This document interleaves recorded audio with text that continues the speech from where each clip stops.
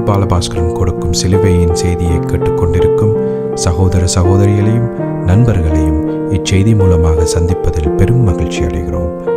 தாம் ஒருவரே ஞானமுள்ளவருமாயிருக்கிற தேவனுக்கு இயேசு கிறிஸ்துவின் மூலமாக என்றென்றைக்கும் மகிமையும் கனமும் உண்டாவதாக. ஆமீன்.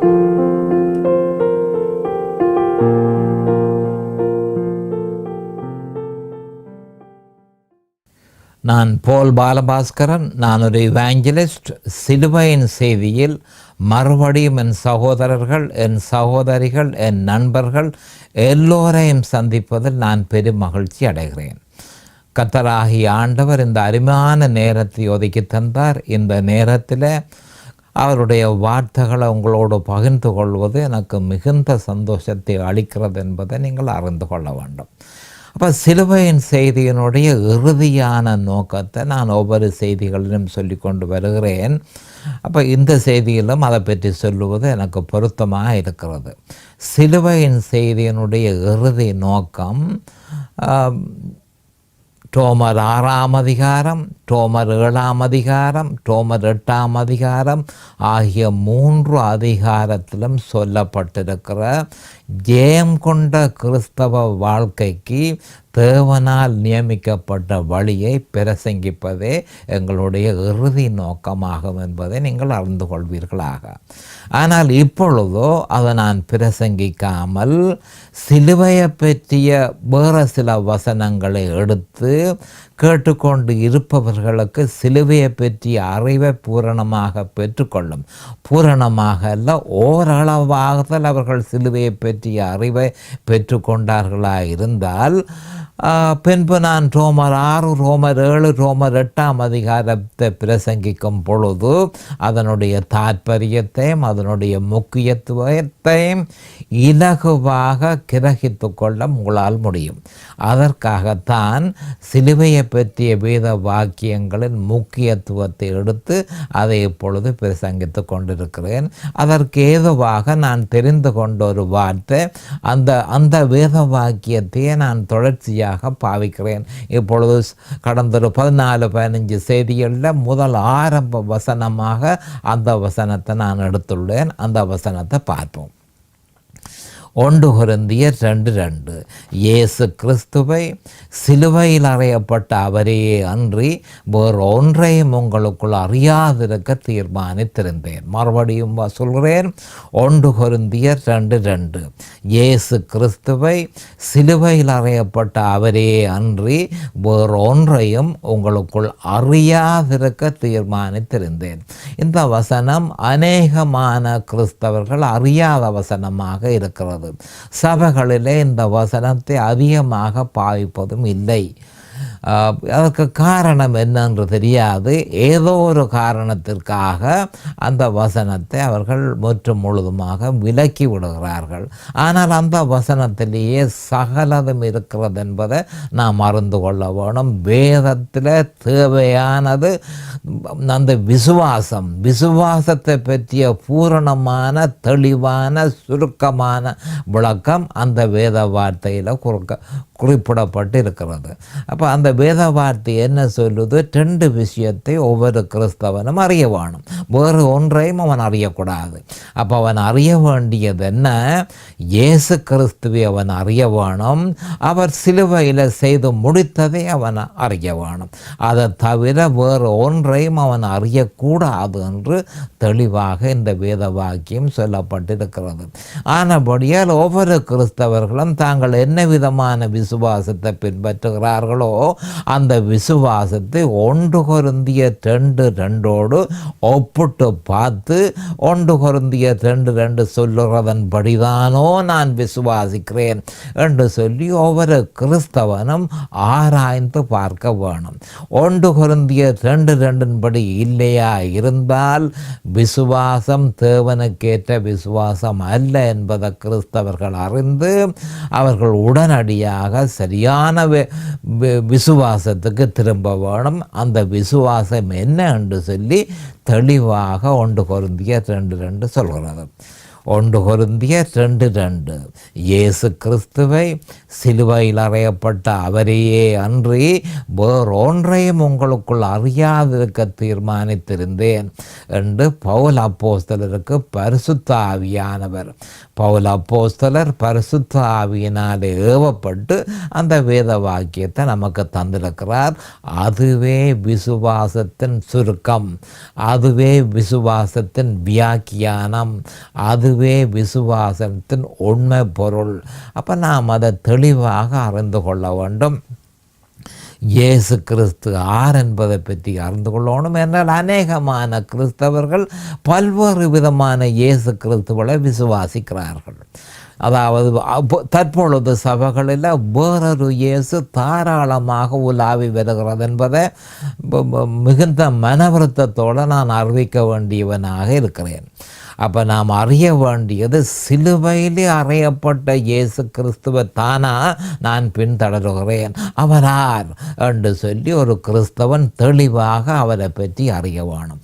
அடுத்ததாக அவர் அவனுக்காக சிலுவைக்கு போய் தன்னை பலியாக கொடுத்து தன் பரிசுத்த இரத்தத்தை சிந்தி அவனுடைய பாவத்தில் இருந்து விடுதலை கொடுத்திருக்கிறார். அப்போ அதை பற்றி அவர் சிலுவையில் செய்து முடித்ததை பற்றி அவன் அறிய வேணும்.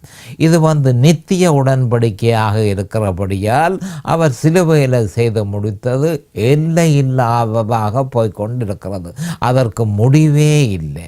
ஆனபடியால் தான் அவரை பற்றியும் அவர் சிலுவையில் செய்து முடித்ததை பற்றியும் தவிர வேறு ஒன்றையும் கிறிஸ்தவர்கள் அறிய முயற்சிக்க கூடாது என்று தெளிவாக இன்னொரு வழியில் சொல்ல போனால் கட்டளையாக பரிசுத்த ஆவியானவரால் கொடுக்கப்பட்டிருக்கிறது என்பதை நாம் அறிந்து அதை சரியான முறையில் நாம் பின்பற்றுகிறோமோ என்பது ஒவ்வொரு கிறிஸ்தவனும் தன்னை ஆராய்ந்து பார்த்து தன்னை பரிசீலனை செய்து என்னுடைய விசுவாசம் 1 கொரிந்தியர் 2:2 தான் இருக்கோ என்று உறுதிப்படுத்தி கொள்ள வேண்டும்.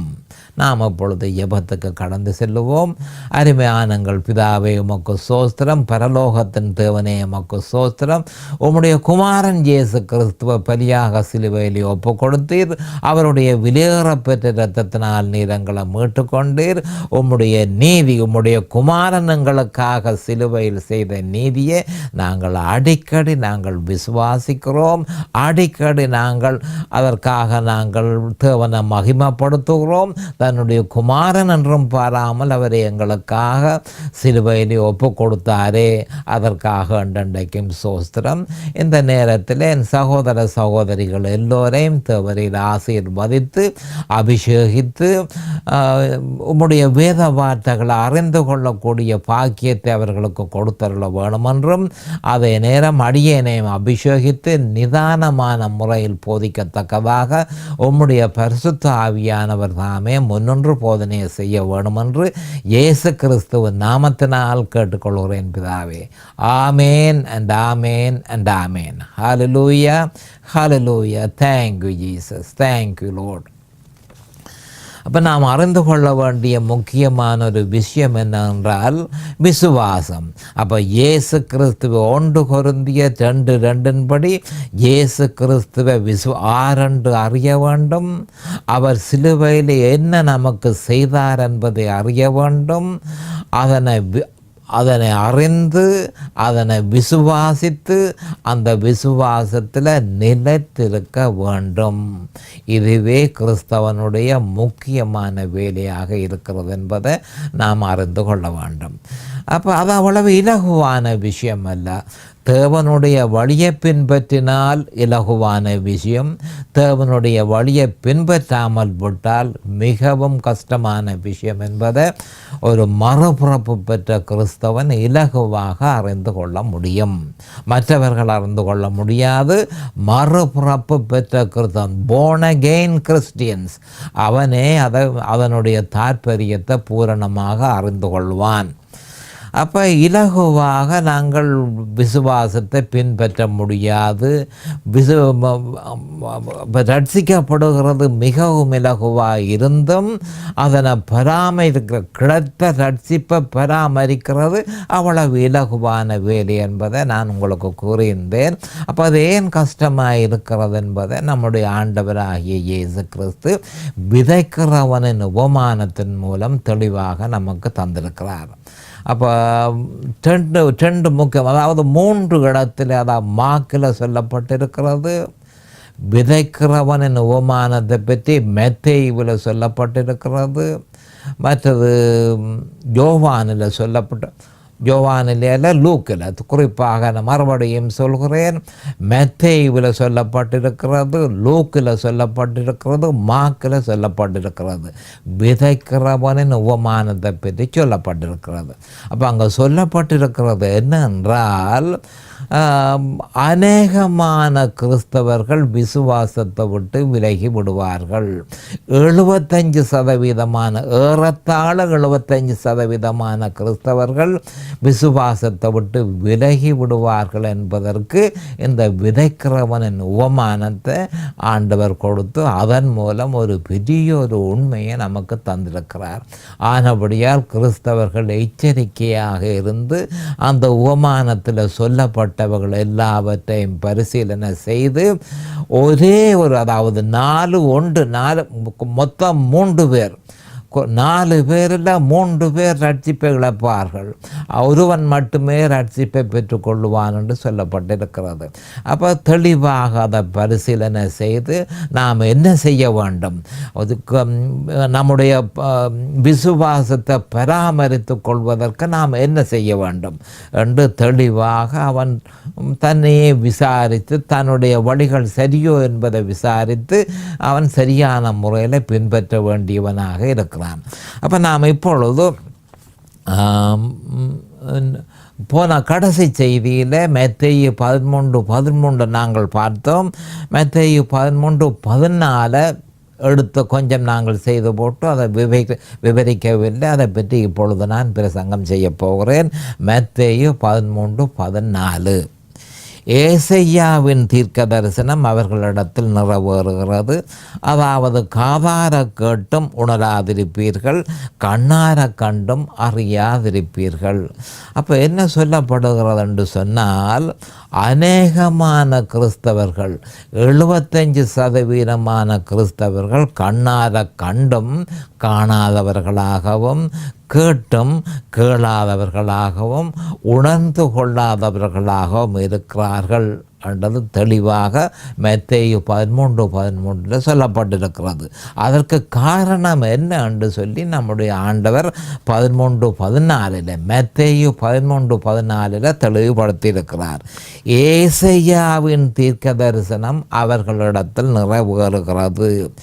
எவன் சிலுவையை நிராகரிக்கிறானோ அவனிடத்தில் ஏசையாவின் தீர்க்க தரிசனம் நிறைவேறும் என்பதை நாம் அறிந்து கொள்ள வேணும். அப்போ அந்த ஏசையாவின் தீர்க்க தரிசனத்தின் என்ன அந்த முக்கியத்துவம் பார்ப்போம். அதாவது காதார கேட்டும் உணராதிருப்பீர்கள், கண்ணார கண்டும் அறியாதிருப்பீர்கள் என்று சொல்லப்பட்டு கிடக்கு.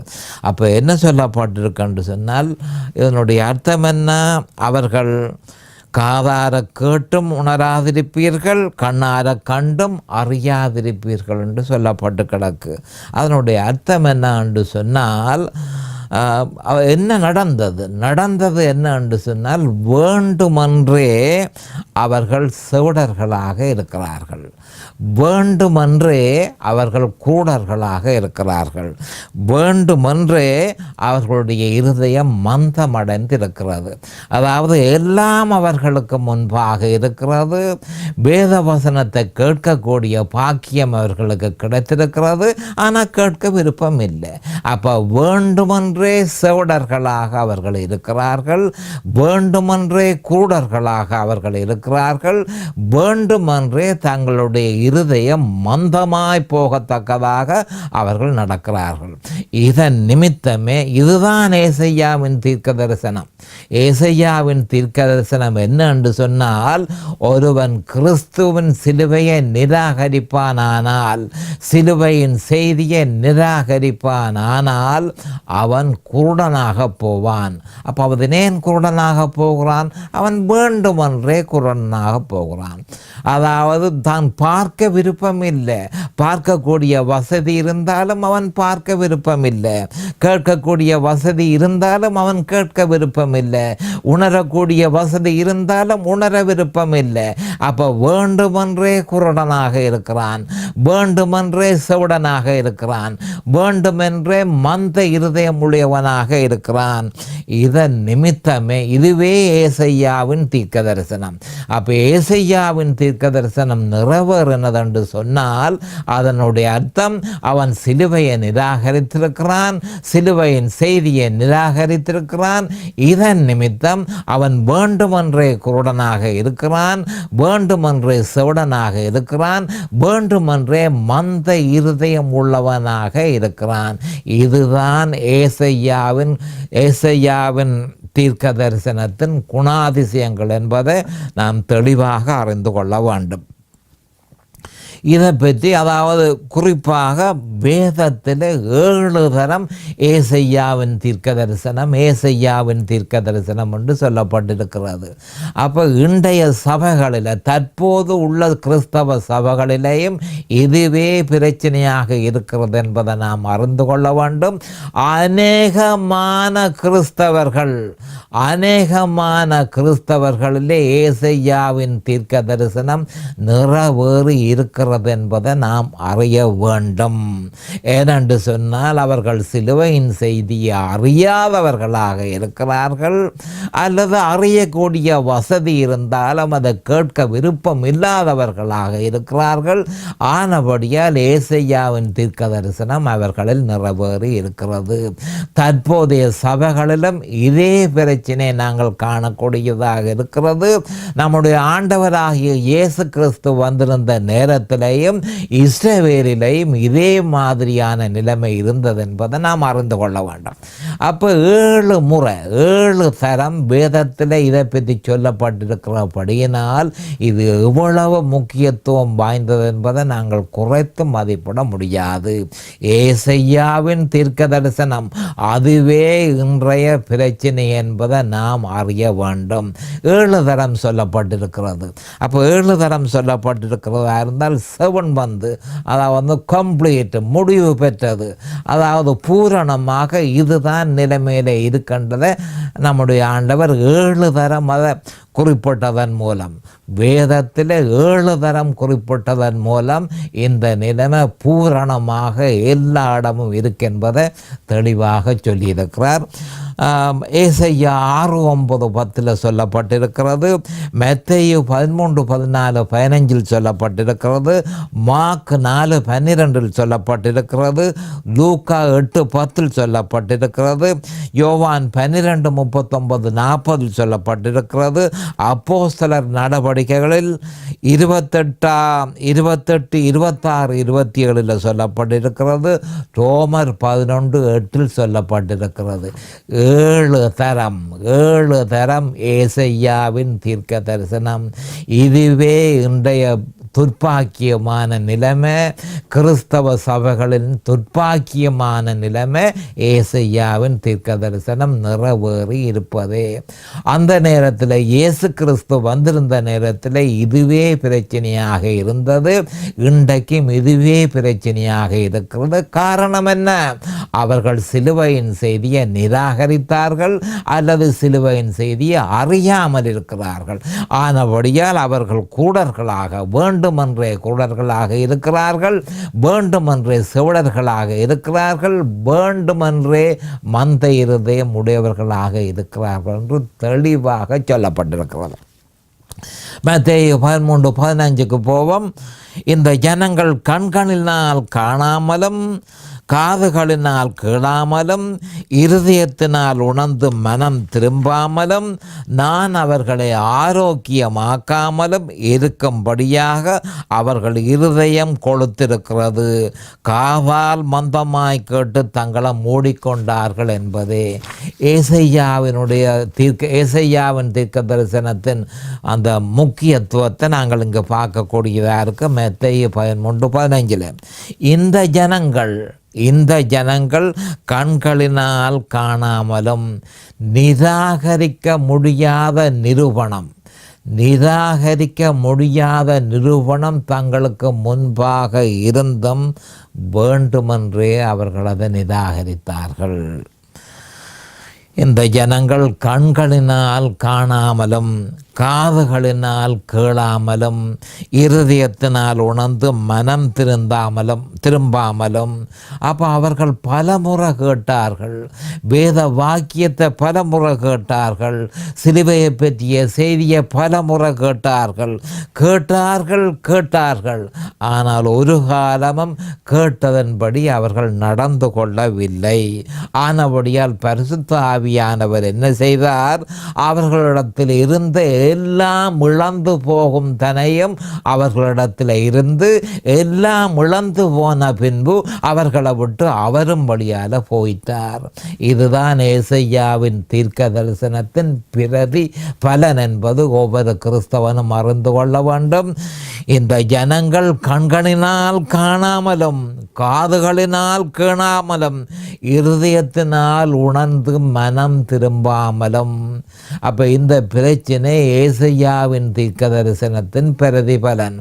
அப்போ அவர்கள் நிராகரிக்க முடியாத நிரூபணம் தங்களுக்கு முன்பாக இருந்தும் அவர்களோ அதை காணாமல் இருக்கிறார்கள். அவர்களோ சிலுவையை பற்றிய செய்தியை, இயேசு கிறிஸ்து வந்த செய்தியை, நான் என்ன செய்ய போகிறேன் என்ற செய்தியை எத்தனையோ தீர்க்க தரிசனங்களாக சொல்லி இருந்தும் அவர்களோ அதை காதுகளினால் அவர்களுக்கு போதிக்கப்பட்டது, அவர்கள் கேட்டார்கள். ஆனால் கேட்டதன்படி அவர்கள் ஒரு காலமும் அதற்கு கேட்ட வார்த்தைகளுக்கு கீழ்ப்படிந்து அவர்கள் நடக்கவில்லை. ஆனபடியால் பரிசுத்த ஆவியானவர் என்ன செய்தார்?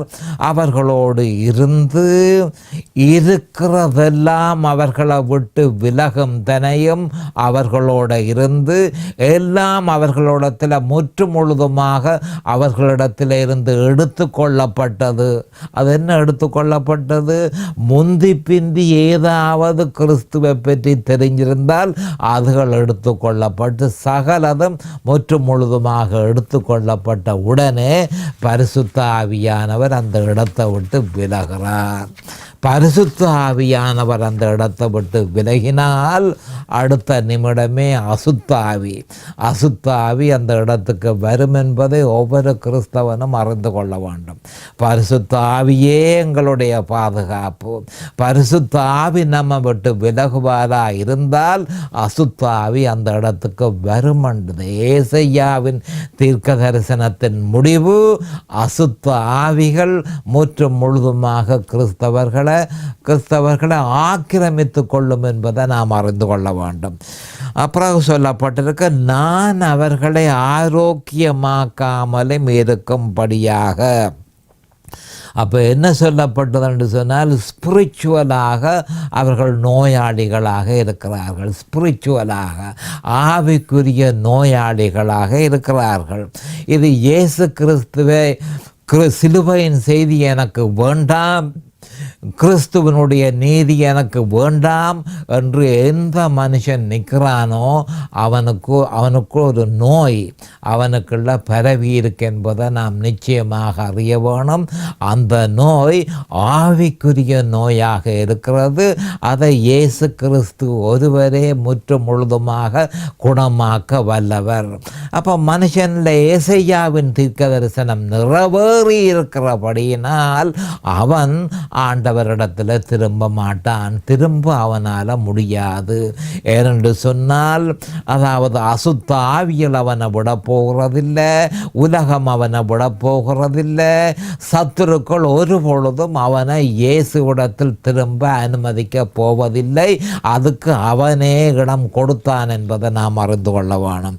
நான் அவர்களை ஆரோக்கியமாக்காமலும் இருக்கும்படியாக. அப்போ ஆண்டவர் சொல்லுகிறது என்னவென்றால், இது ஒரு இயேசு வேண்டாம், அவருடைய நீதி எங்களுக்கு வேண்டாம், சிலுவையின் செய்தி எங்களுக்கு வேண்டாம், நாங்கள் அறிந்த செய்தி எங்களுக்கு போதும் என்று சொல்லுகிற மனுஷர்கள் நோயாளிகளாக இருக்கிறார்கள், ஆவிக்குரிய நோயாளிகளாக அவர்கள் இருக்கிறார்கள்.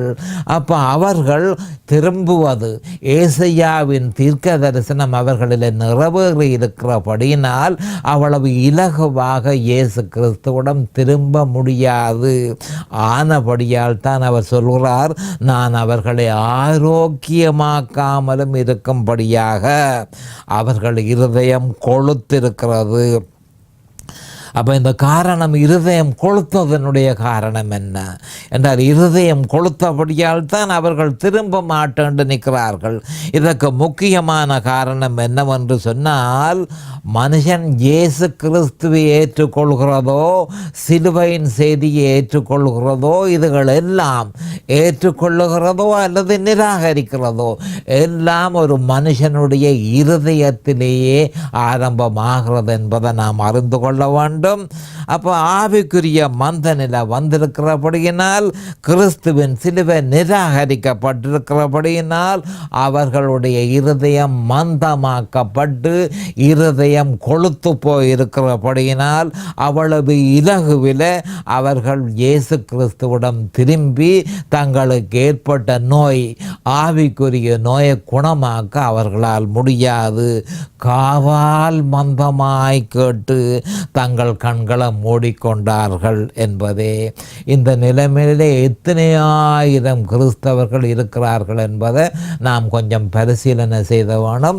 அவர்கள் காதால் கேட்கிறார்கள், காதால் மந்தமாய் கேட்டு தங்கள் கண்களை மூடிக்கொண்டார்கள் என்பதே என்று சொல்லப்பட்டிருக்கிறது.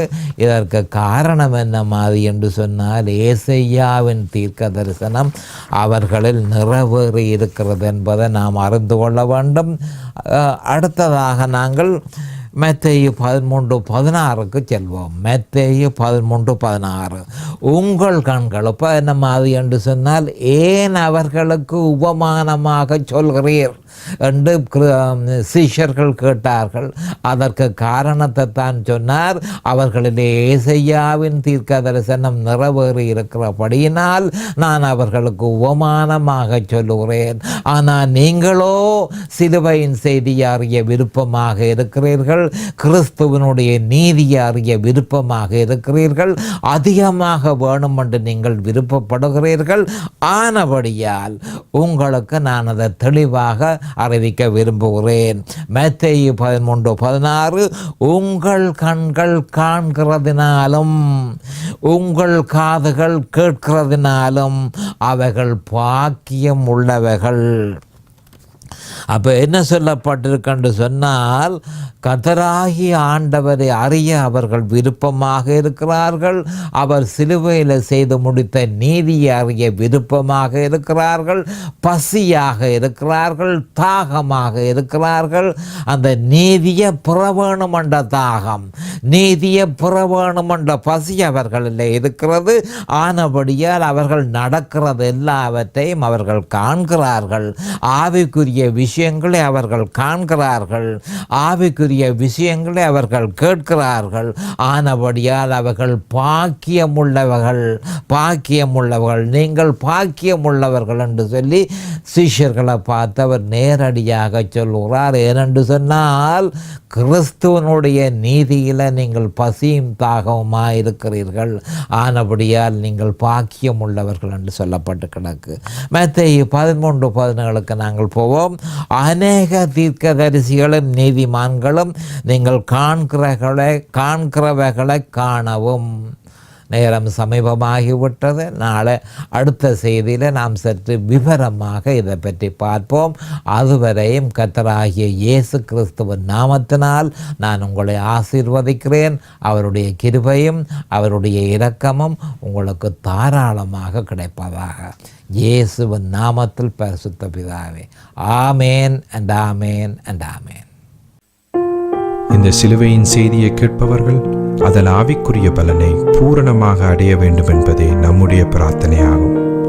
தொலைபேசி மூலம் தொடர்பு கொள்ள விரும்புவோர் 647-465-1224 மூலமும், இமெயில் மூலம் தொடர்பு கொள்ள விரும்புவோர் paulbalabhaskaran@gmail.com மூலமும்